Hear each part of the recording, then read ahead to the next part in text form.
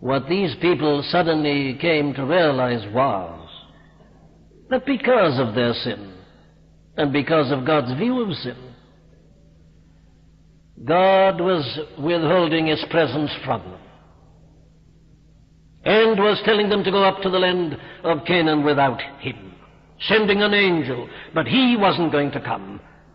The God who'd entered among them, as it were, in Egypt, the God whose power they'd felt as they were traveling in the direction of the Red Sea, the God who was there amongst them with Pi-hahiroth and Baal-zephon, one on each side and the hosts of Pharaoh behind and the Red Sea in front, the God who'd come down and had divided the sea, this mighty presence, this holy, glorious God, He's no longer going to be with them. That was the thing, that filled them with dismay. That was the thing that alarmed and caused these people to mourn. When the people heard these evil tidings, and that was the evil tidings, I will not go up in the midst of thee, for thou art a stiff-necked people, lest I consume thee in the way. What troubled them was not the threat of being consumed, but that God had said, I'm not coming with you. You've got to go up alone. I'm sending an angel, but I am not coming. Oh, this is a tremendous thing. This is the heart of the whole matter. Men and women, when they're truly awakened, begin to realize that there is nothing which is so serious as to be without the presence of God.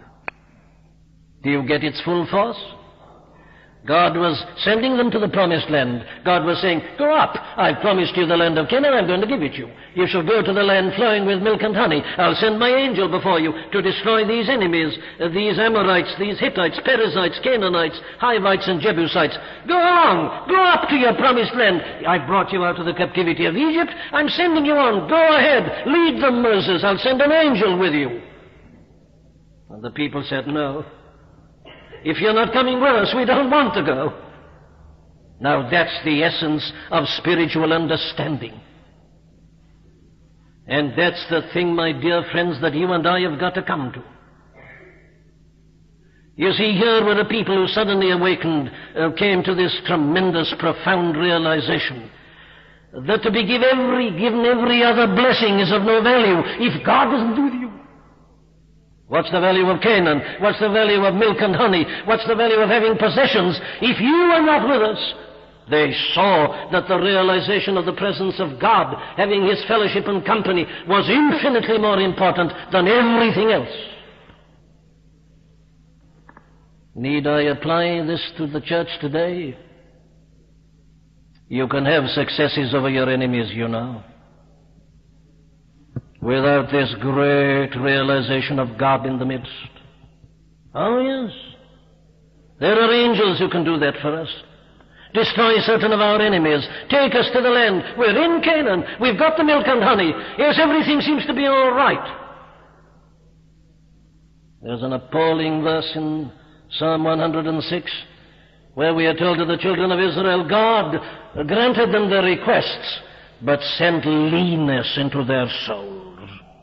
You can have an outward prosperity and affluence. The church may seem to be doing remarkably well. Good finances, good figures, successes, conversions, enemies defeated, everything going well. And the newspapers report it. The Christian newspapers report it. It all seems to be marvelous.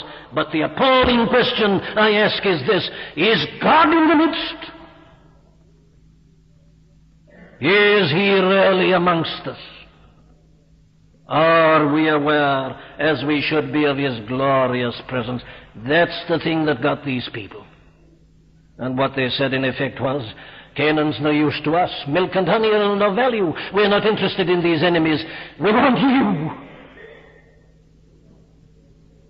Oh, says the psalmist, it is for thee I cry out as the hart panteth after the water brooks.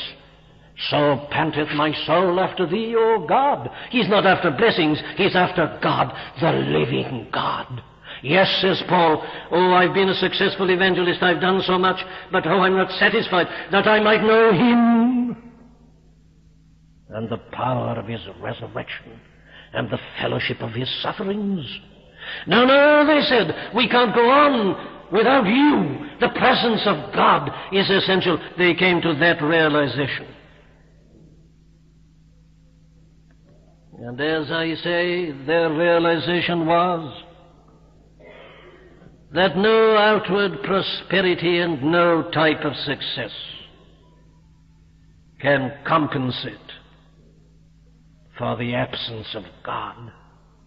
What shall it profit a man though he gain the whole world and lose his own soul? Christian people, I'm not asking you this morning whether you're living a good life. I'm not asking you whether you're happy. I'm not asking you whether you read your Bible and whether you pray. I'm not asking you whether you're active in church work or in some other form of Christian activity. What I'm asking you is this: do you know God? Is He with you?